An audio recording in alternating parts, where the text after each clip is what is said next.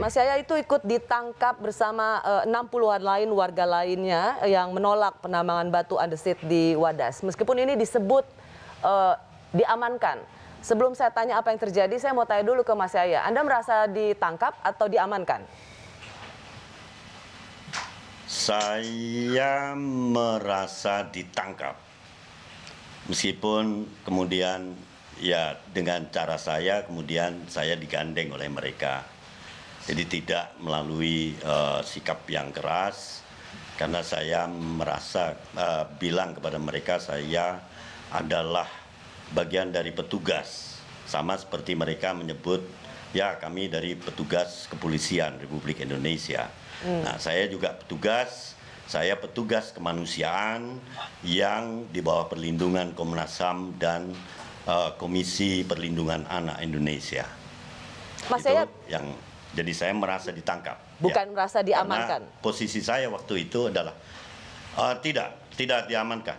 Karena saya lagi mencari anak-anak pada saat itu.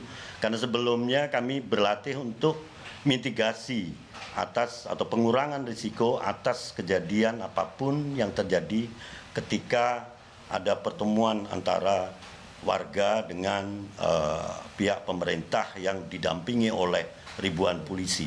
Oke, Mas Yaya bisa ceritakan nggak sesungguhnya apa yang terjadi? Karena kalau kita melihat video-video yang beredar di sosial media, itu ada tindakan aparat yang dianggap represif, berlebihan. Tetapi sekaligus juga Menko Polhukam mengatakan apa yang dilakukan oleh aparat keamanan, kepolisian dalam hal itu sudah terukur. Bisa Anda, Mas Yaya ceritakan apa yang Anda alami, apa yang Anda lihat, Mas Yaya? Dari ketika datang, saya itu satu mobil sama Mas Julian.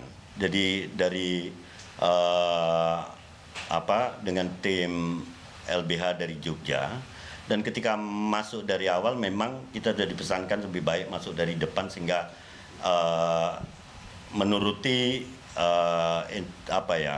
arahan dari Mas BK waktu itu untuk mencoba bahwa segala jalan akan terbuka karena mobil dari LBH Jogja akan masuk ke dalam.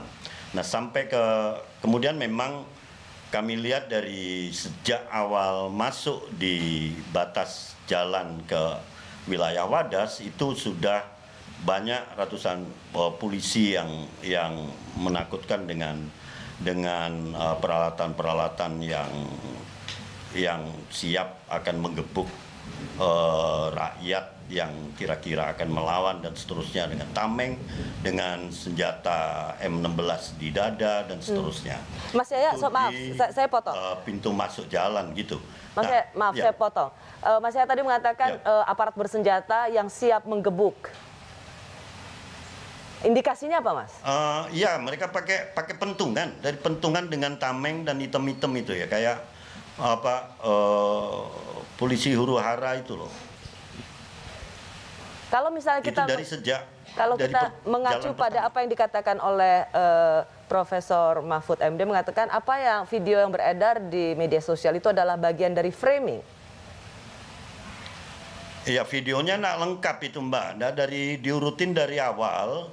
Dan itu video yang mungkin didapat juga dari cara mencuri-curi, karena nggak ada itu video dari polisi yang menyorot pekerjaan polisi gitu di sana gitu, persiapan polisi dari sejak malam atau mungkin dari sejak sebelumnya.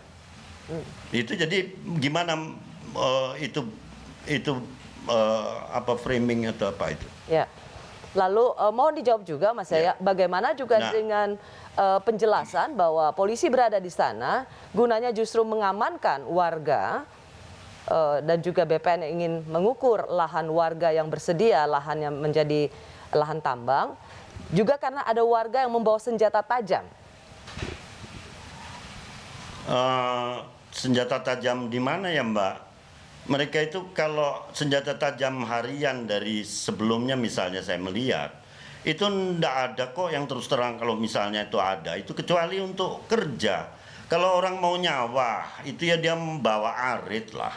Kalau orang apalagi kalau banyak senjata gitu, itu ada bergantung-gantung di badan untuk misalnya mereka mau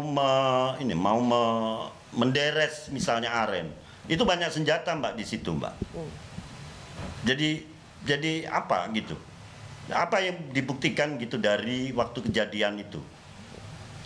Pada saat sebetulnya tidak ada, kalau misalnya waktu saya datang itu malah semua orang yang kontra itu berkumpul di satu tempat yang sama.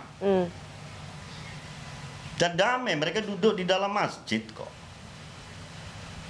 Yang kita datang itu malah kayak masjid itu dikepung oleh ribuan orang. Dan itu semuanya tidak ada warga, itu mereka penonton tidak tahu apa itu, siapa itu. Dandan lagi.